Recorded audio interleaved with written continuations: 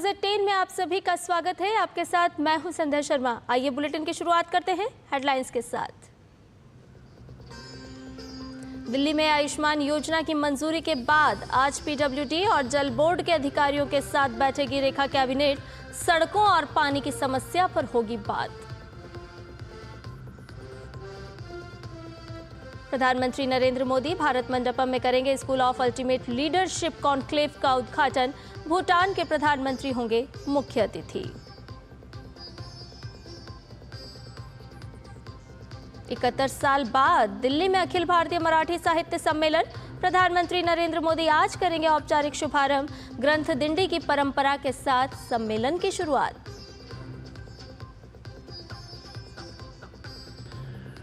महाशिवरात्रि, रमजान और होली के मद्देनजर यूपी के सीएम योगी आदित्यनाथ ने की समीक्षा बैठक। कहा, जन आस्था का हो पूरा सम्मान, लेकिन अराजकता नहीं होगी बर्दाश्त।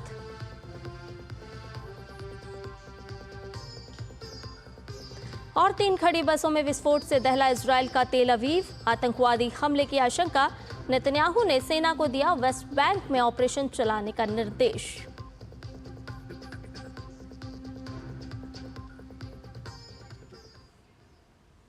और न्यूज़ 18 की शुरुआत करते हैं इस वक्त की बड़ी खबर के साथ जो दिल्ली से है। जी हां, अभी पदभार संभाले हुए 24 घंटे भी नहीं हुए हैं रेखा गुप्ता को, लेकिन दिल्ली की नई मुख्यमंत्री रेखा गुप्ता फुल एक्शन में नजर आ रही हैं। बड़ी खबर के साथ न्यूज़ 18 की शुरुआत।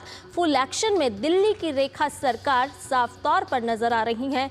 आयुष्मान योजना को मंजूरी देने के बाद आज उनके एजेंडे में है खराब सड़कें और पानी। साफ तौर पर देखा जा सकता है कि फुल प्रूफ प्लान के साथ रेखा सरकार किस तरह से काम को अमली जामा पहनाते हुए ताबड़तोड़ बैठकों के साथ अंजाम देते हुए आज सीएम 1 बजे सचिवालय भी पहुंचने वाली हैं और पीडब्ल्यूडी जल बोर्ड के अधिकारियों के साथ वो बैठक भी करेंगी। आपको बता दें कि चुनाव के समय में खराब पानी, बिजली, ये सब बड़े मुद्दे थे और उसको लेकर के लगातार दिल्ली सरकार यानी कि रेखा गुप्ता की सरकार अब अमली जामा पहनाते हुए ताबड़तोड़ बैठकें करते हुए नई सरकार में प्रवेश वर्मा है पीडब्ल्यूडी और जल मंत्री। आपको बता दें कि कल ही शपथ लेने के बाद जिस तरह से मंत्रालयों का आवंटन भी किया गया और उसके बाद से कैबिनेट की बैठक भी हुई और ताबड़तोड़ किस तरह से काम किया जा रहा है फुल प्रूफ प्लान के साथ एक्शन मोड में, साफ तौर पर दिल्ली की नई नवेली सरकार नजर आ रही है।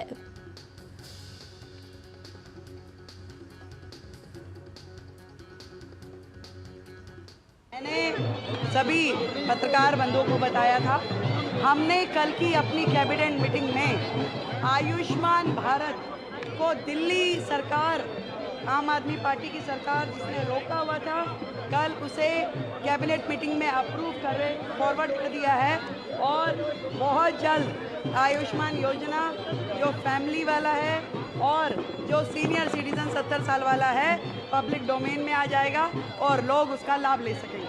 आज हमने पीडब्ल्यूडी के अधिकारियों को और जल बोर्ड के अधिकारियों को बुलाया है जिनके साथ मेरी मीटिंग रहेगी। पूरी कैबिनेट उनके साथ बैठेगी और सभी कामों की समीक्षा करते हुए जो गड्ढे सड़क वाले हैं या सड़कों में गड्ढे हैं और गड्ढों में सड़क है, उस विषय को आज हम सीरियसली टेक ओवर करेंगे।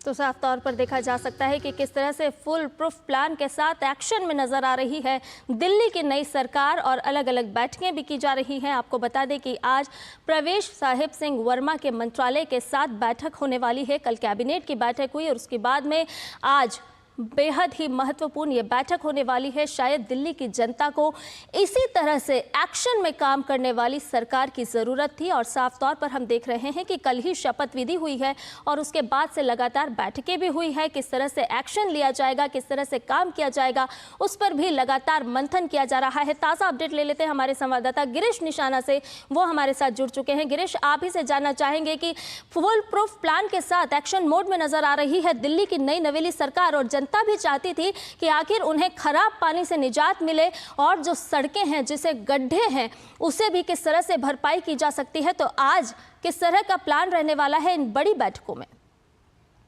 देखिए संध्या, मैं आपको बताना चाहूंगा क्योंकि लगातार दिल्ली की जो भाजपा सरकार है वो एक्शन मोड में दिखाई दे रही है। कल की बात की जाए तो कल सबसे पहले शपथ ग्रहण समारोह, फिर उसके बाद शाम को यमुना आरती और फिर शाम को 7 बजे दिल्ली कैबिनेट की बैठक आयोजित की जाती है जिसमें 2 महत्वपूर्ण निर्णय लिए जाते हैं। और आज फिर से दिल्ली कैबिनेट की दूसरी बैठक आयोजित होने वाली है करीब 1 बजे। जो दिल्ली की मुख्यमंत्री हैं रेखा गुप्ता, वो इस कैबिनेट की बैठक की अध्यक्षता करेंगी, जिसमें पीडब्ल्यूडी मंत्री जो हैं वो मौजूद रहेंगे, अन्य मंत्री भी मौजूद रहेंगे, यानी कि प्रवेश वर्मा इस मीटिंग में मौजूद रहेंगे। इसके अलावा दिल्ली जल बोर्ड के अधिकारियों को भी बुलाया गया है, पीडब्ल्यूडी के अधिकारियों को भी बुलाया गया है, क्योंकि दिल्ली के अंदर जिस तरह से सड़कों में गड्ढे दिखाई दे रहे हैं और कई जगह तो ऐसा देखने को मिलता है कि गड्ढे में ही सड़क उसे लोग कहते हैं, लोग का चलना दूभर हो रखा था काफी समय से। इस पिछले 10 सालों की अगर बात की जाए तो जो काम नहीं हुए थे उन कामों को देखने के लिए आज खुद रेखा सरकार ने कैबिनेट की दूसरी बैठक बुलाई है। उम्मीद की जा रही है कि इस कैबिनेट की बैठक के अंदर निर्णय लिया जाएगा कि जितने भी दिल्ली की जो सड़कें हैं उसमें गड्ढे हैं वो गड्ढे दिखाई नहीं देने चाहिए, यानी कि पूरी तरह से एक्शन में दिखाई दे रही है दिल्ली की भाजपा सरकार। और अभी तो ये शुरुआत है, आगे आगे देखना है कि किस किस तरह के और भी निर्णय दिल्ली सरकार के अंदर लिए जाते हैं। लेकिन आज ये दूसरी मीटिंग आयोजित की गई है। गिरीश, उम्मीद तो की जा रही थी कि 100 दिनों का क्या कुछ प्लान होगा, नई सरकार का जब गठन होगा उसके बाद में 100 दिन किस तरह से महत्वपूर्ण होंगे, लेकिन हम देख रहे हैं कि 100 तो ठीक है लेकिन 2 दिन ही बेहद महत्वपूर्ण साफ तौर पर होते हुए नजर आ रहे हैं। जी बिल्कुल, आपने ठीक कहा, क्योंकि देखिए दिल्ली की भाजपा सरकार 100 दिनों का एक एजेंडा तैयार करेगी, जिसमें 100 दिन बाद एक प्रेस कॉन्फ्रेंस की जाएगी, जिसमें बताया जाएगा कि दिल्ली की भाजपा सरकार ने क्या काम किया है 100 दिनों के अंदर। लेकिन 100 दिनों की तो बात छोड़िए, अभी पहले 2 दिन है, अभी यानी कि 24 घंटे नहीं हुए हैं दिल्ली में भाजपा की सरकार को शपथ लिए हुए। उसमें 2 महत्वपूर्ण निर्णय लिए भी जा चुके हैं, यानी कि दिल्ली के अंदर आयुष्मान भारत योजना लागू करने के लिए कैबिनेट में मुख्य निर्णय लिया गया। इसके अलावा जो 14 कै की रिपोर्ट अभी तक विधानसभा पटल पर नहीं रखी गई थी, उनको भी रखा जाएगा शीघ्र ही। और आज कैबिनेट की दूसरी बैठक आयोजित की जा रही है, जिसके अंदर उम्मीद है कि जो दिल्ली की जो सड़कें हैं, पीडब्ल्यूडी विभाग के अंतर्गत ये सड़कें आती हैं, उनको निर्देश दिया जाएगा। कैबिनेट में फैसला लेने की उम्मीद है कि जितने भी सड़कों में गड्ढे हैं वो गड्ढे ना दिखाई दें। और इसके अलावा दिल्ली के अंदर जल बोर्ड के अधिकारियों के साथ भी मीटिंग की जा रही है और उसमें उम्मीद की जा रही है कि दिल्ली में जिस तरह से कहा गया है भाजपा के संकल्प पत्र में कि लोगों को स्वच्छ पेयजल मिलेगा, 24 घंटे पानी मिलेगा, तो उसके लिए भी रूपरेखा पूरी तरह से तैयार की जा रही है दिल्ली में। निश्चित तौर पर गिरीश, आपने कैग रिपोर्ट का जिक्र किया है, तो एक तरफ जहां पर रेखा सरकार जनता से किए हुए वादे जो हैं उन्हें पूरा करने में लगी हुई है, वहीं दूसरी तरफ विधानसभा सत्र जब भी आयोजित होगा तो केजरीवाल जो है उनकी मुश्किलें भी बढ़ती हुई नजर आ रही है, यानी कि आम आदमी पार्टी के जो प्रथम पंक्ति के नेता हैं उनकी भी अब पोल खुलने वाली है। जी बिल्कुल संध्या, क्योंकि आम आदमी पार्टी के जो मुखिया हैं उन पर गाज गिर सकती है। इन 14 कै की रिपोर्ट जब विधानसभा के अंदर रखी जाएगी, पढ़ी जाएंगी, तो क्लियर हो जाएगा कि कै की रिपोर्ट में क्या क्या है, क्या क्या घोटाले हुए हैं वो सामने हो जाएंगे। ऐसे में हो सकता है कि आने वाले समय जो है दिल्ली के पूर्व जो मुख्यमंत्री हैं और आम आदमी पार्टी के राष्ट्रीय संयोजक हैं उनके लिए मुश्किलों भरे दिन हों। दिल्ली के उप मुख्यमंत्री जो रहे हैं मनीष सिसोदिया, उनके लिए भी मुश्किलों भरे दिन हो सकते हैं आने वाले दिनों के अंदर। अगले सप्ताह के अंदर किसी भी दिन दिल्ली विधानसभा का सत्र बुलाया जाएगा, उस विधानसभा के सत्र के अंदर ये 14 कै की रिपोर्ट रखी जाएंगी। निश्चित तौर पर रिपोर्ट भी रखी जाएगी और खुलासा भी होगा कि किस तरह से दिल्ली की जनता को ठगा गया था, एक एक पाई पाई का हिसाब होगा। गिरीश, आपसे ये भी जानना चाहेंगे कि आज जिस तरह से जो बैठक होने वाली है वो जल मंत्रालय से जुड़ी हुई बैठक है, साथ ही साथ सड़कों को दुरुस्ती करने के लिए बैठक है, तो क्या मंत्रालय वाइज ये बैठकें आयोजित की जा रही हैं? देखिए, कैबिनेट की दूसरी बैठक है जिसमें खास तौर पर पीडब्ल्यूडी और जो जल बोर्ड के अधिकारी हैं उनको बुलाया गया है, यानी कि जो पीडब्ल्यूडी के मंत्री हैं वो उसमें शामिल रहेंगे, पीडब्ल्यूडी के जो अधिकारी हैं, लोक निर्माण विभाग के जो अधिकारी हैं वो मौजूद रहेंगे, जल बोर्ड के जो अधिकारी हैं उनको बुलाया गया है। तो उनके साथ ये मीटिंग की जा रही है। करीब 1 बजे के आसपास जो दिल्ली की मुख्यमंत्री हैं रेखा गुप्ता, वो वहां मौजूद रहेंगी और उनकी अध्यक्षता में ये कैबिनेट की दूसरी बैठक होगी और उसके बाद उम्मीद की जा रही है कि वो फिर से आज एक प्रेस कॉन्फ्रेंस करेंगी जिसमें बताएंगी कि आज की कैबिनेट में क्या महत्वपूर्ण निर्णय लिए गए। निश्चित तौर पर भाजपा को जीत दिलाने के बाद ही दिल्ली की जनता को, दिल्ली की खास तौर पर महिलाओं को उम्मीद थी कि जो उनके लिए योजना का वादा किया गया था चुनाव के दौरान वो भी कब तक पूरी हो सकेगी। तो इस पर भी जानना चाहेंगे गिरीश निशाना आपसे कि किस तरह से अब जो महिलाओं को 2500 रुपए देने की बात कही गई थी उस योजना को किस तरह से अमली जामा पहनाया जाएगा आगे के समय में। देखिए, कल की जो कैबिनेट थी उसके अंदर ये महिला समृद्धि योजना के ऊपर चर्चा की गई थी। अभी क्योंकि दिल्ली के अंदर कितनी महिलाएं हैं, किन महिलाओं को इस धन की आवश्यकता रहेगी और उनकी पूरी रूपरेखा अभी तैयार की जाएगी। आखिर कितनी महिलाएं इसके अंदर आती हैं, क्योंकि ये देखना होगा काफ़ी ऐसी महिलाएं भी होंगी जो पहले से ही पेंशन ले रही हैं या जिनकी पेंशन बंद पड़ी हुई हैं, जो बुजुर्ग महिलाएं हैं उनको भी देखना होगा। तो पहले ये खाका तैयार किया जाएगा दिल्ली के अंदर कि इतनी महिलाएं हैं जिनके लिए ये महिला समृद्धि योजना लागू की जानी है। उसके बाद इस पर आगे की प्लानिंग की जाएगी, क्योंकि प्रत्येक महिला को उसके अंदर कहा गया था 2500 रुपये दिया जाएगा जो भी इस योजना के अंतर्गत आते हैं। लेकिन अभी फिलहाल उसके ऊपर पूरी रूपरेखा तैयार की जानी है और जल्द ही उम्मीद की जा रही है ये योजना भी लागू कर दी जाएगी। निश्चित तौर पर गिरीश, जब रामलीला मैदान में कल रेखा गुप्ता ने मुख्यमंत्री के तौर पर, दिल्ली के मुख्यमंत्री के तौर पर शपथ ली तो पूरे देश में एक बड़ा संदेश गया। और उसी तरह से अगर हम कल और आज का आकलन करते हैं तो जिस तरह से एक्शन मोड में लगातार सरकार नजर आ रही है और जिस तरह से लगातार काम किए जा रहे हैं तो कहीं ना कहीं पूरे देश की और भी सरकारों को एक बड़ा संदेश दिल्ली से जाता हुआ नजर आ रहा है। जी बिल्कुल, आपने ठीक कहा। दिल्ली की सरकार से एक अच्छा मैसेज पूरे देश को जा रहा है कि ये जो सरकार है किस तरह से मोड में काम कर रही है, किस तरह से एक्शन प्लान कर रही है। लगातार देखिए, करने की चाह होनी चाहिए और जो करने की चाह है वो भाजपा की इस नई सरकार ने दिखा भी दिया है, क्योंकि शपथ ग्रहण समारोह होते के साथ ही यमुना पर आरती की जाती है। हालांकि संकल्प पत्र में यमुना सफाई की बात की गई है। प्रधानमंत्री नरेंद्र मोदी ने खुद कहा था कि दिल्ली में यमुना नदी की सफाई की जाएगी और उसके लिए शपथ ग्रहण समारोह से पहले ही दिल्ली में यमुना नदी की जगह जगह पे सफाई भी शुरू हो चुकी है। आप ये देख ही सकते हैं किस तरह से। और इसके अलावा अगर बात की जाए तो अन्य कामों के ऊपर भी लगातार जो दिल्ली की नई सरकार है, रेखा सरकार, वो काम में जुट गई है और लगातार आपको रोज रोज नए नए कैबिनेट के फैसले देखने को मिलेंगे और जिसमें उम्मीद की जा रही है जो दिल्ली का विकास कार्य लंबे समय से रुका हुआ था वो फिर से शुरू होगा। बहुत बहुत शुक्रिया गिरीश, तमाम जानकारी हमसे साझा करने के लिए। तो साफ तौर पर देखा जा रहा है कि दिल्ली की नई सरकार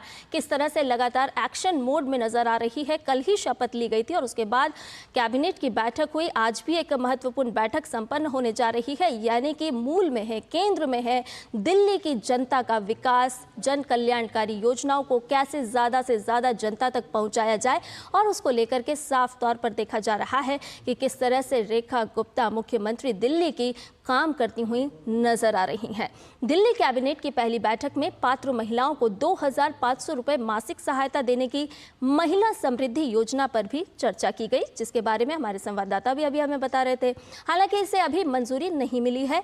इस पर पूर्व मुख्यमंत्री आतिशी ने सवाल खड़े किए, जो मौजूदा मुख्यमंत्री रेखा गुप्ता ने भी अपने ही अंदाज में इस पर पलटवार किया। हमारी ये एजेंडा हमारा है तो काम हम ही करने दीजिए ना।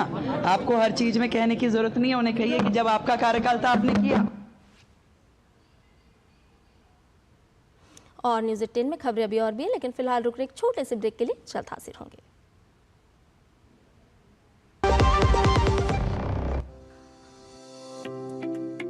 Money saved is money earned. I'm now happy that I could save money every month because of my PNG stove, as it cuts down on 20 to 25% of fuel usage. My PNG stove is also 100% safe with the ISI mark. Moreover, PNG as a fuel burns completely, making it a more environment-friendly fuel. So, use PNG and save money like me.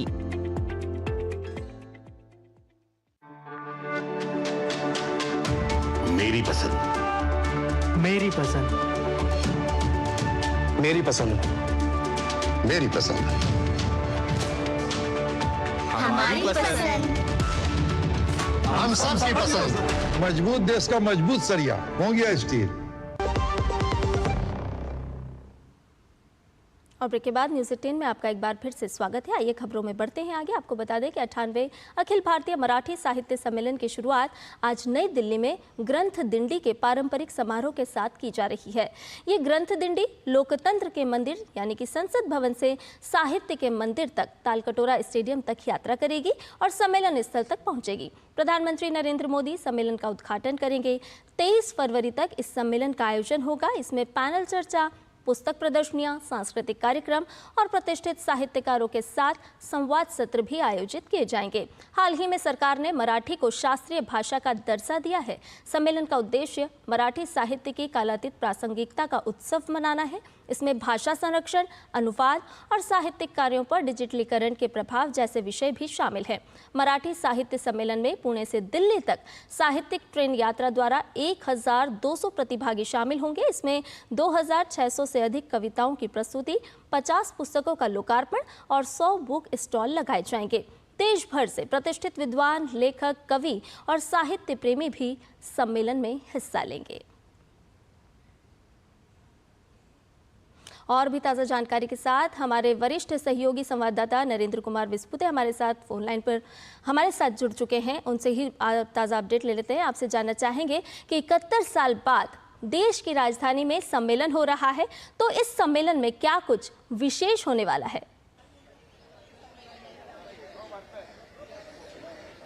जी हाँ, ये 71 साल के बाद ये सम्मेलन दिल्ली में होने जा रहा है और इस सम्मेलन में हम देखेंगे कि प्रधानमंत्री इस सम्मेलन का उद्घाटन करेंगे दोपहर में। और जैसे कि अब इस सम्मेलन की शुरुआत हो चुकी है, ग्रंथ दिंडी का आयोजन किया गया है और ग्रंथ दिंडी अब संसद भवन से यहाँ तालकोटरा स्टेडियम पर आ रही है। और इसके अलावा अगर आप देखोगे तो यहाँ इस सम्मेलन में जो अध्यक्ष है वो एक महिला है जो अब तक के जितने सारे सम्मेलन हुए तो उसमें ये छठी महिला है। टोटल 98 ये सम्मेलन हुए और इसमें ये छठी महिला है, तो ये बहुत ही अच्छी बात है। और भी एक है कि जैसे पुणे से एक रेलवे इसके लिए खास निकली थी, जो साहित्य यात्रा हम उसे बोल सकते हैं, एकता की यात्रा बोल सकते हैं, और वो आज ही यहाँ पहुंची हुई है। तो उसमें करीब 1200 जो साहित्यिक है वो उसी से आए हुए हैं। यहाँ 50 से भी ज्यादा पुस्तकों का प्रकाशन होगा जी। तो इस तरह एक खास महत्वपूर्ण यह सम्मेलन होगा। निश्चित तौर पर बेहद ही खास और महत्वपूर्ण होगा ये सम्मेलन। नरेंद्र जी, आपसे ये भी जानना चाहेंगे कि साहित्य से जुड़े हुई कौन कौन सी हस्तियां, कौन कौन से बड़े नाम इस सम्मेलन में शामिल हो रहे हैं? जी हाँ, जैसे कि आप देखोगे कि शरद पवार जी इसके स्वागताध्यक्ष हैं और महिला अध्यक्षा इसमें रहेगी। और जैसे कि ग्रंथ दिंडी अभी जो निकली है, तो ग्रंथ दिंडी में भी आप देखोगे कि प्राध्यापक उषा तांबे जी ने उसका इनॉग्रेशन किया, उद्घाटन किया और इसकी शुरुआत हो गई। तो इस तरह ज्ञानेश्वर मुळे जी है।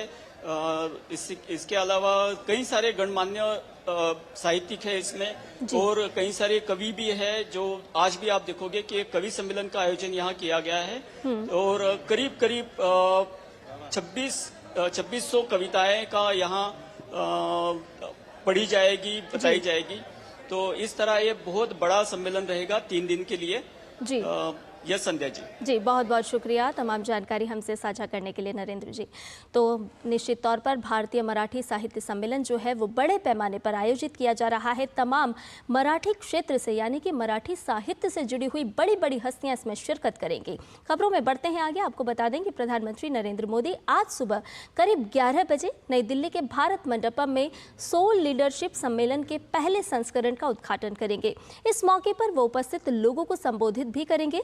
भूटान के प्रधानमंत्री दाशो शेरिंग तोब्गे मुख्य अतिथि के रूप में मुख्य भाषण देंगे, जो दिल्ली पहुंच चुके हैं। 2 दिवसीय सोल लीडरशिप सम्मेलन एक ऐसा प्रमुख मंच है जहां राजनीति, खेल और कला जैसे विविध क्षेत्रों के लोग अपनी प्रेरक जीवन यात्राएं साझा करेंगे। ये सम्मेलन सहयोग और विचार नेतृत्व के एक इकोसिस्टम को बढ़ावा देगा, जिससे युवाओं को प्रेरित करने के लिए विफलताओं और सफलताओं दोनों से सीखने का मौका मिलेगा। और जमीन के बदले नौकरी से जुड़े मामले में सीबीआई द्वारा दाखिल सप्लीमेंट्री चार्जशीट पर संज्ञान लेने पर राउज एवेन्यू कोर्ट आज सुनवाई करेगा। सीबीआई ने लालू यादव समेत 78 लोगों के खिलाफ सप्लीमेंट्री चार्जशीट दाखिल कर दी है। दरअसल राजद प्रमुख और पूर्व रेल मंत्री लालू प्रसाद यादव ने वर्ष 2004 से वर्ष 2009 के बीच रेल मंत्री रहते बगैर किसी विज्ञापन के कई लोगों को रेलवे में नौकरियां दी। नौकरी देने के बदले उनसे या उनके परिवार के सदस्यों से लालू प्रसाद यादव ने उनकी जमीनें अपने परिवार के नाम लिखवा ली। इस मामले में सीबीआई और ईडी दोनों जांच कर रही हैं। वहीं 1984 के सिख विरोधी दंगों से जुड़े एक मामले में सज्जन कुमार को दी जाने वाली सजा को राउज एवेन्यू कोर्ट फैसला सुनाएगी। दिल्ली पुलिस ने इस मामले को रेयरेस्ट ऑफ रेयर की कैटेगरी में मानते हुए सज्जन कुमार के खिलाफ फांसी की सजा की मांग की है। पुलिस ने कोर्ट में दाखिल लिखित दलीलों में कहा है कि यह मामला निर्भया केस से भी कहीं ज्यादा संगीन है। निर्भया केस में एक महिला को टारगेट किया गया और यहाँ पर एक समुदाय विशेष के लोगों को टारगेट किया गया। तो सज्जन कुमार जो दोषी करार जसवंत सिंह और उनके बेटे की हत्या का इन पर आरोप है। पंजाबी बाग थाने में मामला दर्ज किया गया और बाद में एक एसआईटी ने जांच का जिम्मा संभाला था। कोर्ट ने सज्जन कुमार के खिलाफ आरोप तय किए थे। उनके खिलाफ प्रथम दृष्टया मामला सही पाया गया। हिंसा कराने और दंगा भड़काने का दोषी उन्हें पाया गया। उम्र कैद की सजा सुनाई गई, यानी कि सज्जन कुमार दोषी हैं, उम्र कैद की सजा एक मामले में काट रहे हैं। तत्कालीन आईपीसी की तमाम धाराओं के तहत सज्जन कुमार के खिलाफ मामला दर्ज किया गया। तो सज्जन कुमार को लेकर के आज सुनवाई होनी है राउज एवेन्यू कोर्ट में। देखना होगा क्या कुछ फैसला सामने आता है। बात करते हैं यूपी की, जहां मुख्यमंत्री योगी आदित्यनाथ ने होली और अन्य आगामी त्योहारों के शांतिपूर्ण आयोजन की तैयारियों को लेकर समीक्षा बैठक की है। उन्होंने सभी सुविधाएं उपलब्ध कराने के निर्देश देते हुए कहा कि सभी धर्म के लोगों की आस्था का सम्मान किया जाना चाहिए, लेकिन अराजकता को कतई स्वीकार नहीं किया जाएगा। राज्य सरकार द्वारा जारी एक बयान के मुताबिक मुख्यमंत्री ने आगामी दिनों में होली, रमजान, नवरात्र, चैत्र नवरात्र, नवरोज, रामनवमी जैसे महत्वपूर्ण त्योहारों के शांतिपूर्ण आयोजन के संबंध में वरिष्ठ अधिकारियों के साथ बैठक कर आवश्यक दिशा निर्देश जारी किए। उन्होंने अधिकारियों से कहा, संदिग्ध लोगों पर नजर रखी जाए, परंपरा के विपरीत किसी नए आयोजन की अनुमति ना दी जाए। मुख्यमंत्री ने कहा, शरारती तत्व दूसरे समुदाय के लोगों को अनावश्यक उत्तेजित करने की कोशिश कर सकते हैं और ऐसे मामलों पर नजर रखी जाए। इसके साथ ही संवेदनशील क्षेत्रों को चिन्हित करते हुए अतिरिक्त पुलिस बल की तैनाती की जाए। योगी ने सोशल मीडिया को लेकर सतर्क रहने के भी दिशा निर्देश दिए हैं। उन्होंने कहा कि महाकुंभ का समापन आगामी 26 फरवरी को महाशिवरात्रि के अवसर पर होना है। इसी तरह चंद्र दर्शन के आधार पर 1 या 2 मार्च से रमजान माह प्रारंभ हो रहा है। फिर 13 तारीख को होलिका दहन और 14 मार्च को होलिकोत्सव मनाया जाएगा। उन्होंने कहा, अनेक स्थानों पर शोभा यात्राओं का आयोजन भी होगा, मेले लगेंगे। उल्लास और उमंग के इस विशेष पर्व पर कानून व्यवस्था के लिहाज से ये समय काफी संवेदनशील है। मुख्यमंत्री ने अवैध रूप से रह रहे घुसपैठियों, रोहिंग्याओं को चिन्हित करने के निर्देश भी दिए हैं। और केंद्रीय मंत्री गजेंद्र सिंह शेखावत ने 21 gun salute Concours de Elegance के 11वें संस्करण में भाग लिया और विंटेज और क्लासिक कार रैली को हरी झंडी दिखाई। ये रैली इंडिया गेट से शुरू होकर एम्बियंस गोल्फ ग्रीन्स गुरुग्राम पहुंचेगी। आज से शुरू हुआ यह आयोजन 23 फरवरी तक चलेगा। इस दौरान दिल्ली एनसीआर में दुनिया भर के लोग कई दुर्लभ विंटेज कारें और हेरिटेज मोटरसाइकिल के दीदार कर सकेंगे। हर विंटेज कार अपनी दिलचस्प कहानी बयां करेगी और बीते युग की कलात्मकता और शिल्प कौशल को उजागर करेगी। और आपको बता दें कि अमेरिकी राष्ट्रपति डोनाल्ड ट्रंप के एक बयान ने भारतीय राजनीति में भूचाल ला दिया है। दरअसल ट्रंप ने मान लिया है कि उनसे पहले की अमेरिकी सरकार भारत में मतदान को प्रभावित करने के लिए फंड दे रही थी। अब भाजपा का सवाल ये है कि क्या ये भारत में चुनावी प्रक्रिया को प्रभावित करने की साजिश थी। तो न्यूज़ 10 में मुझे दीजिए इजाजत, लेकिन जाते जाते आपको छोड़े जाते हैं इसी खबर के साथ। अमेरिकी राष्ट्रपति डोनाल्ड ट्रंप ने एक बहुत बड़ा खुलासा किया है। ट्रंप ने भारतीय चुनाव में अमेरिकी फंडिंग को लेकर पूर्व की बाइडेन सरकार पर गंभीर सवाल उठाए हैं। ट्रंप ने एक चौंकाने वाले बयान में कहा कि शायद बाइडेन सरकार भारत में किसी और की सरकार बनवाना चाहती थी। ट्रंप ने मियामी में एक कार्यक्रम के दौरान ये गंभीर आरोप लगाए। डोनाल्ड ट्रंप ने भारत में मतदान प्रतिशत बढ़ाने के लिए यूएस एड के $21 मिलियन खर्च पर सवाल उठाया। And $21 million for voter turnout in India. What do we need to spend $21 million for voter turnout in India? Wow, $21 million. I guess they were trying to get somebody else elected. Wow, we ought to tell the Indian government, because when we hear that Russia spent about $2 in our country, it was a big deal, right? They took some internet ads for $2,000. This is a total breakthrough. $21 million for India. Elections. Donald Trump के बयान के बाद अब इस मुद्दे पर भारत में भी हंगामा शुरू हो गया है। भाजपा ने कांग्रेस को जमकर घेरा। भाजपा नेता रविशंकर प्रसाद ने कहा कि राहुल गांधी ने भारतीय लोकतंत्र को कमजोर करने की साजिश की। उन्होंने कहा कि कांग्रेस ने जो किया वो देश के लिए शर्म की बात है। जो बड़ी फंडिंग आ रही थी वो किसी न किसी इतने एनजीओ जो हैं, जो कांग्रेस पार्टी से अलाइंड हैं, नरेंद्र मोदी के विरोधी हैं, वो लोग मिलकर चुनाव को प्रभावित करने के लिए काम हो रहा था। राहुल गांधी को देश को जवाब देना चाहिए कि क्या विदेशी पैसे का इस्तेमाल करके राहुल गांधी इंडियन स्टेट से लड़ना चाहते थे। आज ये स्पष्ट हो चुका है कि इस देश का विपक्ष यूएस एड्स के जरिए एंटी इंडिया गतिविधि के अंदर इन्वॉल्व था। बेहद संदिग्ध माने जाने वाली अमेरिकी संस्था यूएस एड के बारे में यह खुलासा हुआ था कि उसने भारत के चुनाव में मतदान प्रतिशत बढ़ाने के लिए $21 मिलियन खपाए थे। भाजपा नेता अमित मालवीय ने फंडिंग की आलोचना करते हुए कांग्रेस पर सवाल उठाए। उन्होंने सोशल मीडिया प्लेटफॉर्म एक्स पर 2024 के लोकसभा चुनाव से पहले राहुल गांधी के लंदन दौरे का एक वीडियो शेयर करते हुए लिखा, ये सिर्फ भारत की लड़ाई नहीं है। मार्च 2023 में 2024 के लोकसभा चुनाव से पहले राहुल गांधी लंदन में थे और विदेशी ताकतों अमेरिका से लेकर यूरोप तक से भारत के आंतरिक मामलों में हस्तक्षेप का आग्रह कर रहे थे।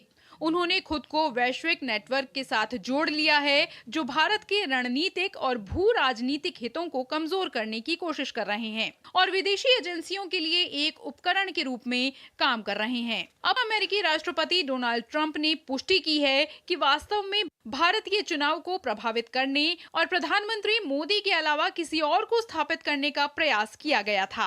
अब अमेरिकी प्रशासन ने उस फंड को रद्द कर दिया है। इसी से बात का खुलासा हुआ है कि अमेरिका करोड़ों डॉलर भारत में मतदान प्रभावित करने के लिए खर्च कर रहा था। इससे सवाल उठ रहा है कि भारत में मतदान प्रक्रिया को प्रभावित करने के पीछे कौन शक्तियां लगी हुई थी या अमेरिकी प्रशासन के साथ किसने सांठगांठ कर रखी थी।